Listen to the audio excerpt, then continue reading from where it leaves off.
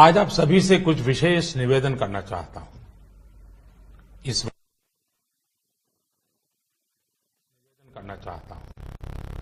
वार्ता में कुछ गंभीर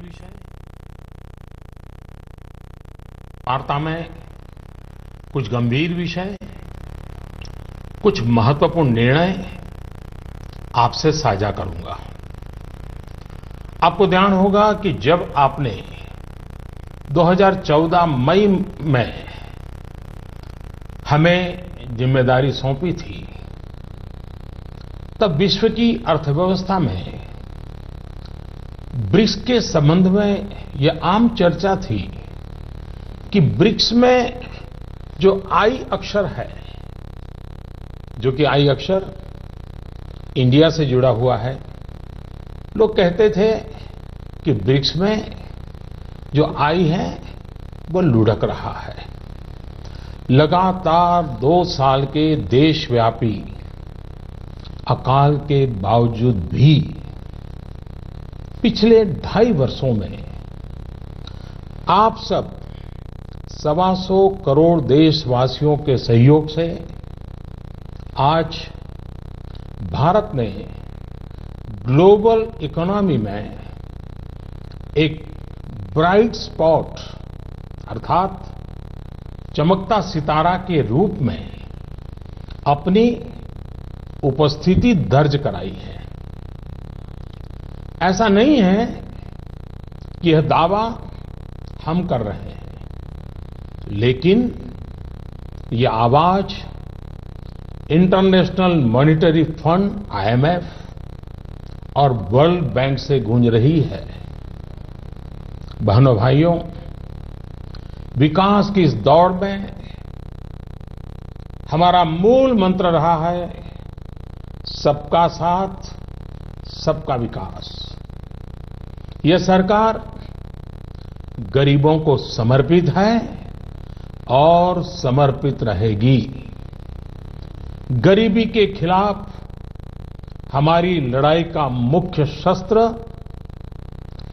गरीबों का देश की अर्थव्यवस्था एवं संपन्नता में सक्रिय भागीदारी यानी गरीबों का सशक्तिकरण, गरीबों का एम्पावरमेंट, इस प्रयास की झलक आप लोगों को प्रधानमंत्री जनधन योजना, जनधन से जन सुरक्षा योजना, आर्थिक गतिविधियों के लिए प्रधानमंत्री मुद्रा ऋण योजना, दलित, आदिवासी और महिला उद्यमों के लिए स्टैंड अप इंडिया योजना, गरीबों के घर तक गैस का चूल्हा पहुंचाने के लिए प्रधानमंत्री उज्ज्वला योजना, किसानों की आमदनी सुरक्षित करने के लिए प्रधानमंत्री फसल बीमा योजना और प्रधानमंत्री कृषि सिंचाई योजना,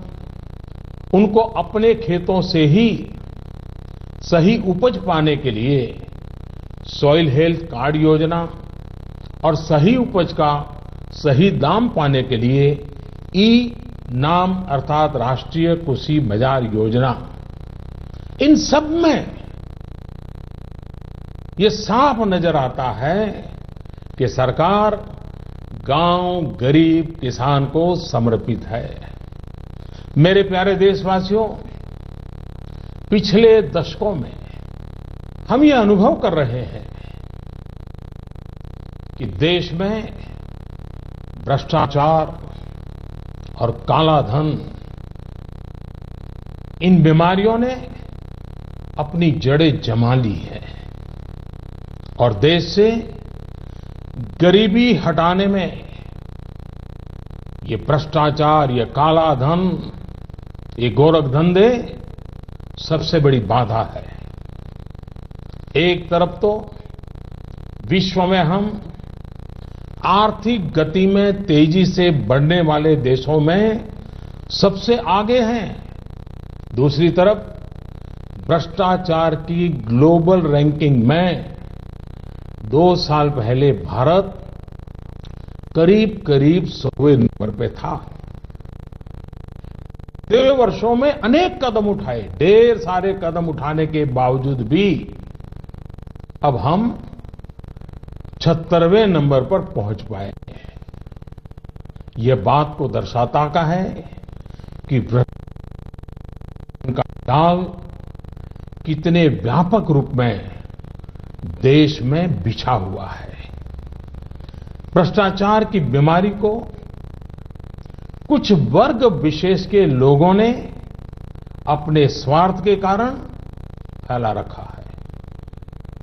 गरीबों के हक को नजरअंदाज कर ये खुद फलते फूलते रहे हैं। कुछ लोगों ने पद का दुरुपयोग करते हुए इसका भरपूर फायदा उठाया। दूसरी तरफ ईमानदार लोगों ने इसके खिलाफ लड़ाई भी लड़ी है। देश के करोड़ों नागरिकों ने ईमानदारी को जी करके दिखाया है। हम प्रायः ये सुनते हैं कि गरीब एक ऑटो ड्राइवर अपनी गाड़ी में छूट गई सोने के आभूषण वाले बैग को उसके असली मालिक को कैसे ढूंढता है और लौटाता है। कई बार हम सुनते हैं कि कोई टैक्सी ड्राइवर यात्रियों का कुछ सामान अगर छूट जाता है, मोबाइल फोन रह जाता है, तो अपने खर्चे से उनको ढूंढने जाता है और पहुंचा देता है। अरे सब्जी बेचने वाला भी, सामान्य दुकानदार भी अगर ग्राहक से गलती से ज्यादा पैसे ले लिए तो उसको भी बुला करके लौटा देता है। मेरे प्यारे देशवासियों, इस बात का ये सबूत है कि हिंदुस्तान का सामान्य से सामान्य नागरिक ईमानदार है। लेकिन मेरे प्यारे देशवासियों, हर देश के विकास के इतिहास में ऐसे क्षण आए हैं जब एक शक्तिशाली और निर्णायक कदम की आवश्यकता महसूस की गई। इस देश ने यह वर्षों से महसूस किया है कि भ्रष्टाचार, कालाधन, जाली नोट और आतंकवाद ऐसे नासूर हैं जो देश को विकास की दौड़ में पीछे धकेलती है, देश को, समाज को अंदर ही अंदर खोखला कर देती है। मेरे प्यारे देशवासियों, आतंकवाद की भयानक तो कौन नहीं जानता है। कितने निर्दोष लोगों को मौत के घाट उतार दिया जाता है। लेकिन क्या आपने सोचा है कि इन आतंकियों को पैसा कहां से मुहैया होता है? सीमा पार के हमारे शत्रु जाली नोटों के जरिए, नकली नोटों के जरिए अपना धंधा भारत में चलाते हैं और यह सालों से चल रहा है। अनेक बार 500 और 1000 रुपए की जाली नोटों का कारोबार इसके करने वाले भी पकड़े गए हैं। लाखों करोड़ों की नोटें भी जब्त की गई हैं। बहनों भाइयों, एक तरफ आतंकवाद और जाली नोटों का जाल देश को तबाह कर रहा है, दूसरी ओर भ्रष्टाचार और काले धन की चुनौती देश के सामने बनी हुई है। हमने कार्य संभालने के तुरंत बाद भ्रष्टाचार और काले धन के खिलाफ लड़ाई की शुरुआत करते हुए अनेक प्रभावी कदम उठाए। जैसे काले धन की जांच के लिए सुप्रीम कोर्ट के पूर्व जज की अध्यक्षता में एसआईटी का गठन किया। विदेशों में जमा काले धन के लिए 2015 में मजबूत कानून बनाने का हमने काम किया। काले धन को विदेशों से वापस लाने के लिए विभिन्न देशों के साथ टैक्स समझौतों में हमने परिवर्तन किया, नए समझौते किए। अमेरिका सहित विभिन्न देशों के साथ सूचना आदान प्रदान, इंफॉर्मेशन एक्सचेंज करने का प्रावधान किया। भ्रष्टाचारियों की बेनामी संपत्ति को रोकने के लिए अगस्त 2016 में एक और मजबूत कानून, इन सारे कानून से एक बहुत बड़े चोर दरवाजे को बंद कर दिया गया। देश में अघोषित आय को पेनल्टी के साथ घोषित करने की योजना में काफी बड़ी मात्रा में अघोषित आय उजागर हुई। मेरे प्यारे देशवासियों, इन सारे प्रयासों से पिछले 2.5 साल में भ्रष्टाचारियों से करीब करीब 1.25 लाख करोड़ रुपया, ये कम रकम नहीं है, 1.25 लाख करोड़ रुपए का काला धन बाहर लाया गया है। ऐसे करोड़ों भारतवासी जिनके रग रग में ईमानदारी दौड़ती है, उनका मानना है कि भ्रष्टाचार, काले धन, बेनामी संपत्ति, जाली नोट और आतंकवाद के खिलाफ निर्णायक लड़ाई होनी चाहिए। कौन ईमानदार नागरिक ऐसा होगा जिसे अफसरों के घर बिस्तर के नीचे से या जगह जगह बोरियों में करोड़ों रुपयों पाने जाने की खबर से पीड़ा न होती हो। आज देश की मुद्रा व्यवस्था का हाल यह है कि देश में कुल सिक्कों और नोटों की जो मूल्य है, उसमें 500 और 1000 रुपया वाले नोटों का हिस्सा लगभग 80 से 90% तक पहुंच गया है। देश में कैश का अधिकतम सर्कुलेशन का एक सीधा संबंध भ्रष्टाचार से है। भ्रष्टाचार से अर्जित कैश का कारोबार महंगाई पर बड़ा असर पैदा करता है।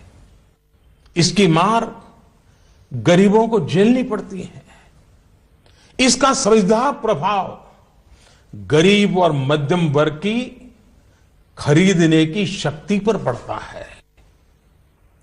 आपका भी स्वयं का अनुभव होगा, जब मकान खरीदने जाते होंगे, जमीन खरीदने जाते होंगे, तो आपसे जब सौदा होता होगा तब कहते होंगे कि कुछ धन चेक में लेंगे और ज्यादातर कैश में मांगी जाती होगी। ईमानदार व्यक्ति के लिए कुछ भी खरीदना, एक मध्यम वर्ग के व्यक्ति को घर भी खरीदना हो तो उसके पास काले धन नहीं है तो मुसीबत हो जाती है। तो उसके पास कैश के इस धंधे के कारण मकान, जमीन, उच्च शिक्षा, चिकित्सा, ऐसे अनेक सेवाओं को, उन वस्तुओं को इन कारणों से उनकी मूल्य में कृत्रिम वृद्धि भी होती है, आर्टिफिशियल इंक्रीज होता है। भ्रष्टाचार से जमा किया गया धन हो या काला धन हो, ये दोनों बेनामी हवाला कारोबार को भी बल देते हैं। और हम जानते हैं हवाला का उपयोग आतंकियों ने हथियार की खरीद फरोख्त में भी किया है। चुनावों में काले धन के प्रभाव की चर्चा ये कोई नई बात नहीं है, वर्षों से हो रही है।